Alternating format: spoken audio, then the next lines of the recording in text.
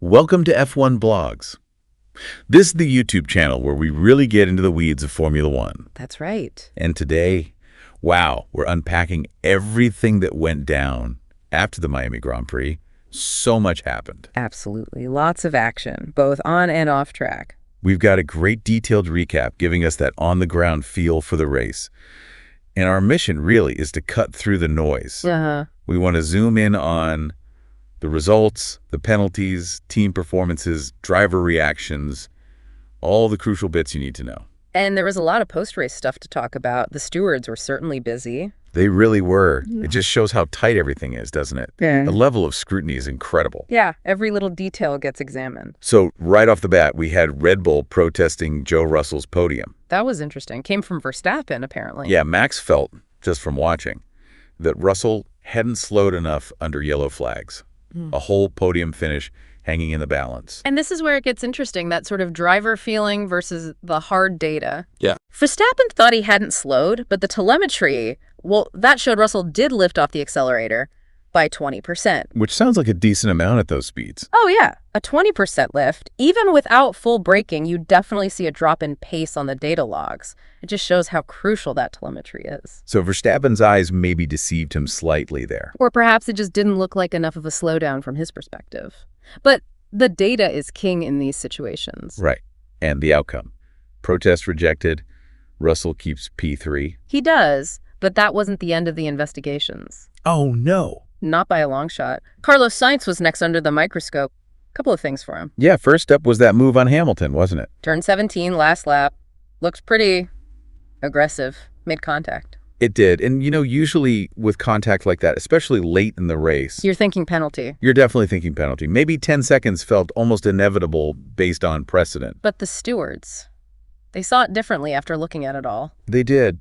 They looked at replays, heard from Lewis, heard from Carlos, and their conclusion. That Hamilton maybe turned in a bit earlier than usual into that corner, which contributed to the contact. Ah, so not solely Sainz's fault. Exactly.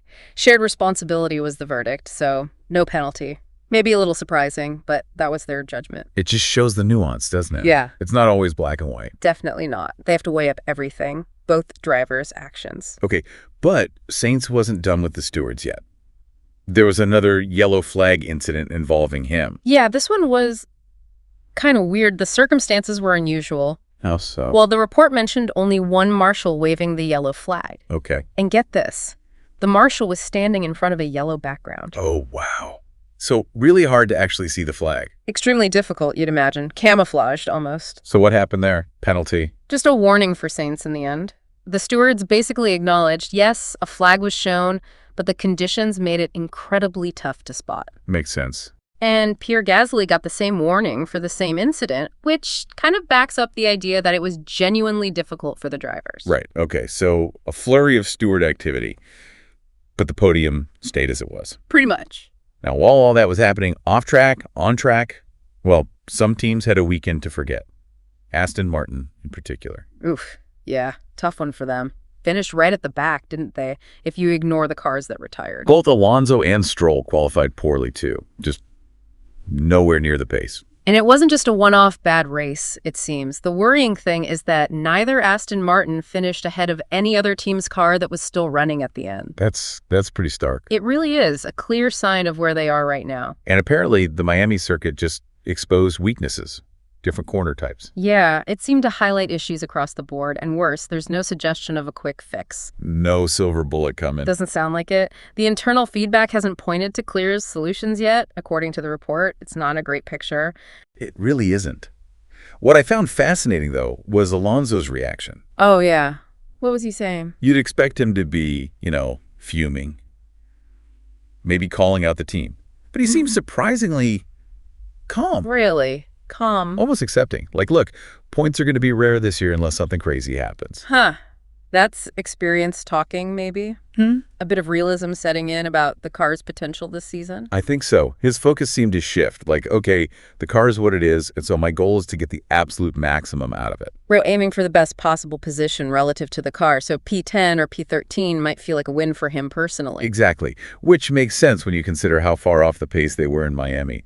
significantly slower than everyone else. But he did well in sprint qualifying, didn't he? P10. He did, Yeah. which, considering everything, was pretty impressive. But then the sprint race, that became a source of frustration for him. Okay. Not because of the car pace this time. No, because of strategy, team errors. Right. This shows that even if the car isn't the fastest, good strategy can still salvage something. What went wrong? He wanted slicks much earlier than the team brought him in. Kept asking, apparently. Classic strategy dilemma. Hesitation can cost you dearly. And it did. By the time they pitted him, he came out further back, got tangled up with Lawson. Game over for points. A missed opportunity then. Raises questions about their ability to make those quick, decisive calls under pressure. Yeah, it does. And then there's the whole upgrade situation. Even for Imola, it sounds uncertain. Yeah, Alonso apparently noted that, everyone else will likely bring upgrades to Imola. But Aston Martin's plans, less clear. Which means they could fall even further behind. That's the risk, definitely. Especially if their main focus is already shifting hard towards 2026. Right, the report mentioned the 2026 car, the wind tunnel development. Which is essential long-term, of course. But you can't completely ignore the present. No, you risk demoralizing everyone if the gap just keeps growing this year and next. It's a tough balancing act for any team. Current performance versus future regs. Okay, let's shift gears. A team on a totally different path right now. Williams. Yes. Looking much stronger, aren't they? Signs are they could be establishing themselves as like the 5th best team, maybe?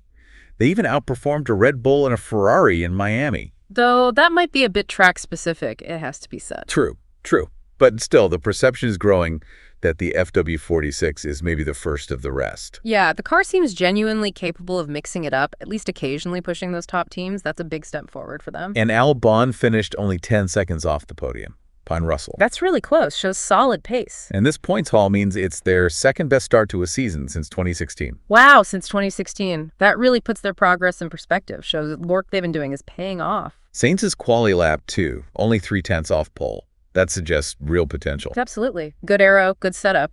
Yeah. They seem to be unlocking performance. And you look ahead, they've got Mercedes engines coming in 2026. Which is huge. If they keep improving the chassis, aerodynamics, weight management. They could be really well positioned. Apparently that Merc engine deal was part of the attraction for SAINZ'S joining them. Makes sense. A top-tier power unit is a massive draw for any driver looking at the future potential of a team. But despite the team doing well overall in Miami, SAINZ'S himself seemed pretty frustrated afterward. Oh, really? With the team management? Yeah, a few things. Firstly, the tire strategy. He was apparently the only driver who didn't have a new set of medium tires for the start. Ouch. Why was that? Some strategy choice they made in the sprint race meant he'd use them up.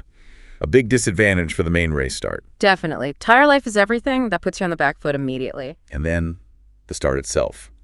Collision with his teammate, Albon. The teammates coming together. Never ideal. Albon defending hard. Very aggressively, according to SAINZ'S, even after apparently saying he wouldn't attack. Okay.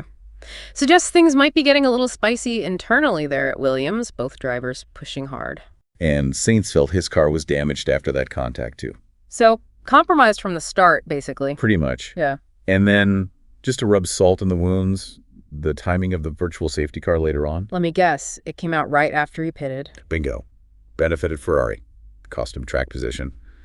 Just unlucky timing. Yeah, the VFC safety car lottery can really bite you sometimes. So he ended up 9th, but felt, a much better result was on the cards if things had gone his way, or maybe with different management calls. Understandable frustration. He even mentioned being slightly frustrated that all the wind tunnel time is purely on the 2026 car now. Again, that tension. Driver wants results now. Team balancing long-term resources. It's a constant theme. Okay, let's talk about the winners. McLaren, just dominant in Miami. Incredible performance. Reminded you of some of those dominant periods for Mercedes or Verstappen, didn't it? Absolutely. That gap back to 3rd place, 38 seconds. Just huge. A massive statement of intent from them on that circuit. Real step change. A McLaren 1-2 finish, though it wasn't totally smooth sailing at the very start. No. Norris lost the lead to Verstappen, didn't he? Tried the outside move. Yep. Tried to go around the outside into turn 1. Classic Verstappen defense, though. Knew exactly where to put the car. Yeah, you don't often get past Max cleanly on the outside like that at the start. A bit optimistic from Norris, perhaps. But Oscar Piastri. Wow, what a race from him. He was superb, wasn't he? Really impressive drive. So patient early on, recovering positions, and his passes. Clean, decisive. Got past Antonelli, got past Verstappen. Just looks so composed. His racecraft was excellent. Maybe his qualifying still needs a little polish sometimes, but in the race, he executed brilliantly. And get this, his 3rd win in a row. 4th of the season. Incredible run of form. He now actually has more wins this season than Lando Norris. Woo! Now that creates an interesting dynamic within McLaren, doesn't it? You have to think so. A bit of tension, maybe? Healthy competition? Definitely adds another layer. Piastri's really staking his claim. And it's McLaren's first 3-race win streak since the Häkkinen era. Wow, pre-2000. That's serious history they're making. Puts their current form into context. Seems the Miami track, the high tire degradation, really suited the McLaren. Yeah, their tire management looked exceptional. They just seemed to keep the pace for longer as the tires wore down, a key advantage. Okay, what about Red Bull then?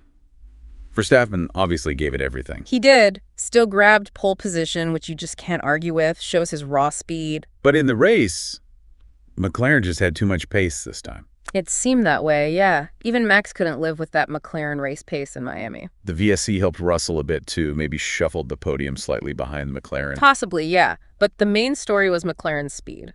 And Perez.